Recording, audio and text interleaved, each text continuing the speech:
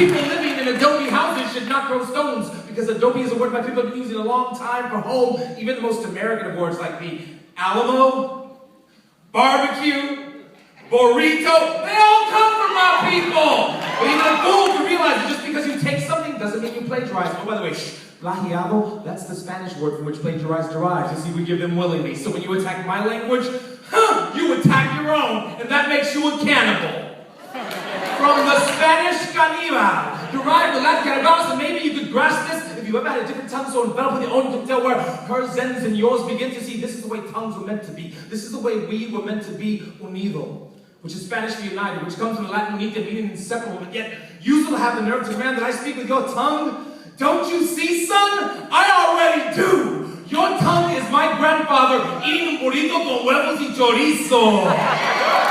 Your tongue is he and she and we. Your tongue is everyone. Your tongue is a blending of all accents, all colors, all things. And if you listen closely to the hip-hop lyrics being sung by your son, you'll realize that your tongue is new variations on old themes like gospel, becoming blues, becoming rock, becoming rap. Your tongue is as black as Eminem and Elvis Presley's lyrics. Look, I saw a black woman carry a white child away from Katrina with my very own eyes. You can feel the spirits of pain with their lives. Lincoln and Douglas, Kennedy and King, they had everything in common. They all shared the same dream. But after all this, you still push me away. You still think I'm different from you just because I say zapato sometimes instead of shoe. And though the man who thinks pendejo is the word in Spanish for you, the poet knows that this is not true. As much as we hate to admit it, you are me, and I am you.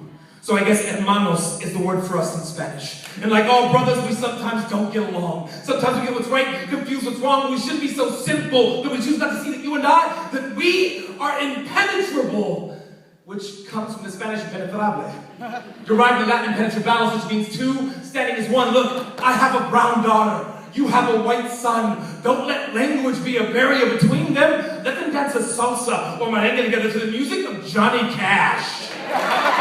Let them eat arroz con pollo with a side of mac and cheese, please. Let them be blending all accents, all colors, all things. Let them be new variations on old themes. Let them be better than you and me. Maybe it's time we embrace our differences like they were our children and just let them be.